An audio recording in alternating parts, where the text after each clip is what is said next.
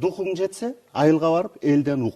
Ошол жерден айтып берет. Ким кандай болуп, балалардан бөлөк киши калбай калды деп, барып жок, укта эмне болуп дайын алганын. Духуң жетсе. Мына сенин духуңду мен 2008-жылы, мына бир эле жыл оппозиция 2008-жылы Каркаранын маселесинде көргөм мен духуңду. Ошол жерде бир туугандарың, карындаштарың, эжелериң болуп жумуртка көтөрүп жүрүп, көлдүн баарын шылдың кылган мына өзүң эле эмес белең. Каяктагы Кудайды карап туруп айтсаңыз болбойбу? Мен Кудайды карап эле. Кудайды карап туруп айтсаңыз болбойбу? Ошого барган боюнча менин момундай дисктерим бар, мынакей, момундай дисктерим. Бүткөл эли билет аны. Жумуртканы ким көтөрүп жүрдү? Жумуртка деген ал маган жабыштырган нерсе. Мен жумурткадан жеген киши болуп айтып атам. Турцияда жүргөм. Билеттеримдин бардыгы бар. Жок, өзүң жүрдүң, бир туугандарың бар сүрөттө турат. Эмилбек Саламатович, ал убакта мен же губернатор болуп иштебесем, же комиссар болуп иштебесем, же министр болбосом, бизди таркатып ийген моментте болчу. Мен эмне кылам жумуртка менен согуп аны?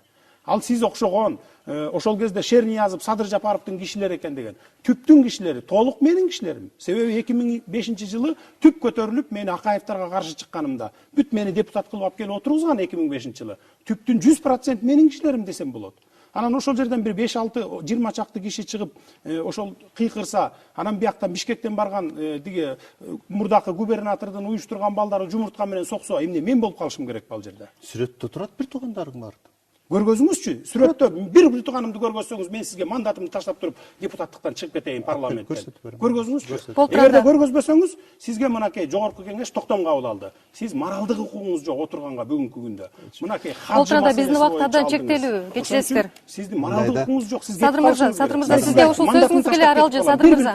Садыр мырза, мындай сүйлөшөлү. Мына жанатан бери айткан ошо коттедж деп атасың, жанагы дагы эмне маселелерди айтып атасың, ушулардын баарын ушу мен бүгүн атайын келдим да, ошо кантип айтасың депчи. Бул заманда өтөт, ушундай элди карап, элдин арасында ушул жалгандарды, ушунчалык ушакты көтөрүп кантип жүрөсүң дегичи. Кантип айтып атасың ушу? Депутат башың менен. Мен вообще таң калам сага. Сизге таң калып атам. Ай, мынакей, могу жерде депутаттык комиссия деген бул сизге оюнчук оокат эмес да. Сиз маган ушундай эмени айтып атасыз. Балаңыз экөөңүз аралашып отурасыңар хаджы маселесинен, ушу мусулмандардын Меккеге барып келген маселесинен ушунча миллиондогон, 4 миллионго жакын долларды жеп атасыңар. Кантип сиз басып жүрөсүз ошону? Мен таң калып атам да сизге. Садыр мырза, болтуранда сиз ушул бир топ сөздөрдү айтып жатпайсызбы, Садыр мырза? Сиз ушуларды мисал үчүн эмне үчүн справкаңдын артында бир далилдерди алып келсең, анан мен карайт элем, ушундай болуп калган турат. Садыр мырза, далилдердин баары мен сизге могу папкадан беремин. Сөз. Эгерде чындап эле патриоттук сезимиңиз болсо, деп туруп өткөндө жана сиз тыттырган, мени тытмалаткан аялдар, эркектер, таластыктар келип кайра менден кечирим сурады. Сиз патриот жигит экенсиз. Рахмат сизге деп туруп кечирим сурап, менден кечирим сурап кетти да. Ушу могу папканы окуп туруп, балким эгерде патриоттук сезимиңиз болсо, сиз да менден кечирим сурайсыз. Бир ай өтөбү, бир жыл өтөбү келип, ай иним сен туура иштепсиң, молодец, мамлекет үчүн күйгөн экенсиң деп туруп бересиз. Кечиресиз, Садыр мырза, сөзгө конок берсеңиздер. Садыр мырза, буга чейинки ушул маселелерди сиздер эмне үчүн сотторду тандоого чейин көтөрүп чыккан жоксуздар да? Эмнеге ошол сотторду тандоо жарыянына келгенде ушунун баары сыртка чыгып жатат? Мен сиздерге ачык эле айттым, мынакей, апрель окуясынан кийин 70% сотторду мына убактылуу өкмөт бардыгын алмаштырган. Буларга жанакындай ушул Мегаком сыяктуу, жанакы пансионат Витязь сыяктуу, Аврора плюс, жана Каприз сыяктуу дагы Бишкекте толгон токой булардын чечилбей жаткан, сот аркылуу чечилбей жаткан маселеси бар.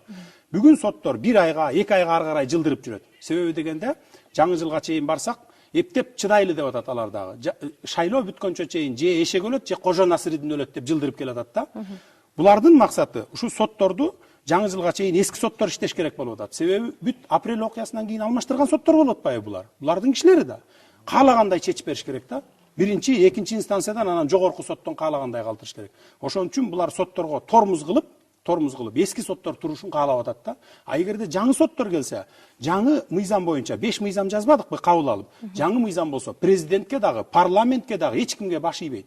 Булар соттор өзүнө өзү баш ийет. Ошон үчүн эч кимди укпайт да. Булар баягы мыйзамдуу чечим кабыл алат. Өзүңүздөргө ылайыкталган сотторду тандоо Кыргызстанда бар. 447 сот бар багы. 70% канча иши? Мурда президент мисалы сот уктап жатканда түн ичинде указга кол койчу, сот эртең менен жумушуна келгенде указ жатчу. Сен жумуштан алындың деп туруп. Бул жаңы закон күчүнө кирди дагы президент андай укукка ээ эмес. Эгерде соттук кеңеш президентке моуну бошот деп бермейинче президент жумуштан ала албайт. Булар ошол эски закон менен кармап туруш керек болуп атат да сотторду. Мына кеп ушунда жатат да булар. Бул жерде кызыкчылык кандай? Эмил мырзада гана болуп атат. Менин кызыкчылыгым болуп атат. Жеке Эмил мырзада эмес, аппарат президента да, айрым ошо убактылуу өкмөттүн мүчөлөрүндө ушундайлар да болуп атат. Мына мен азыр айтып берейинчи, бул карандай калпты, чындай айтса чын чычалай качат деген. Мына соттордун 80% алмаштырган деп атат. Туурабы? 60-70%-ын алмаштырган. 70% ортосун алалы. 440 соттун 70% 280 сот, туурабы? Вот Кыргызстанда мына мени калп айтты дебесин эртең санап чыксаңар болот да. 444 соттун, бул жогорку сот, жергиликтүү сот мүчөлөрүнүн 1,5 жылда канчасы жумуштан кеткен. Бул так эле сан.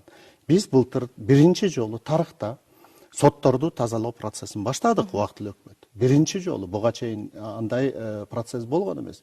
Ошондо мурунку убакта, Бакиевдин убагында мыйзамсыз чечим чыгарган, мыйзамсыз өкүм чыгарган соттордон, жогорку соттон 10 чакты кишини, жергиликтүү соттордон да бир 30дай кишини бошотконбуз. Бул факт.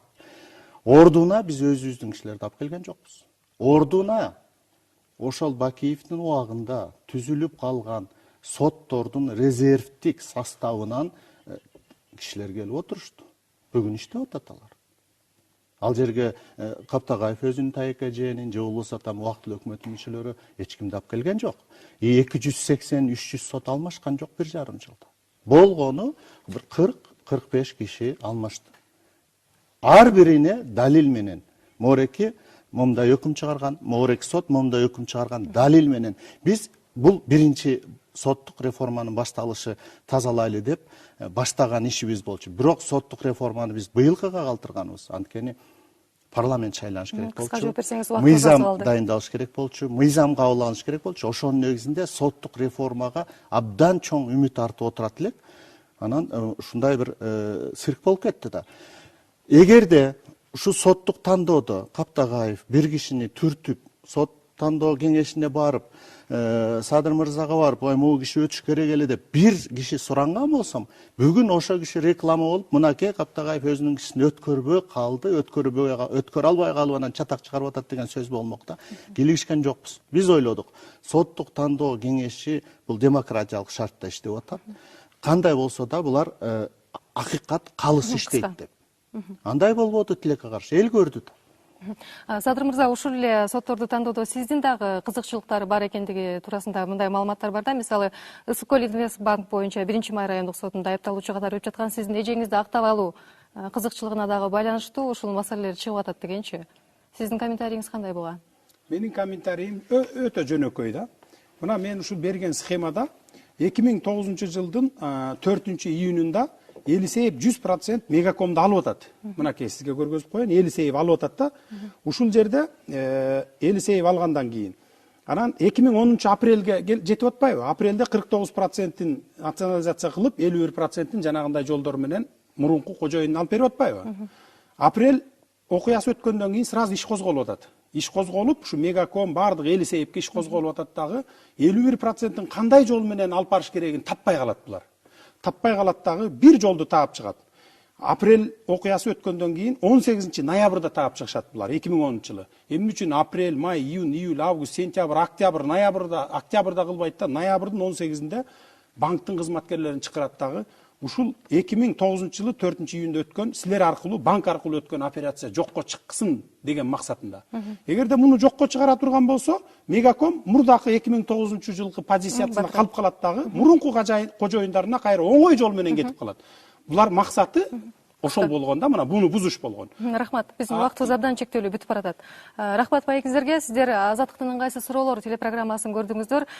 Биз бүгүн сотторду тандоо жаранынын айланасында чыккан талаштар, анын аркасынан президенттик администрациянын жетекчиси Эмил Каптагаевди кызматтан алуу боюнча парламент кабыл алган токтом жана токтомго кайрадан добуш берүү демилгелери туурасында сөз кылдык. Студиянын коноктору президенттин администрация жетекчиси Эмил Каптагаев жана жогорку кеңештин Ата журт фракциясынын депутаты Садыр Жапаров болду.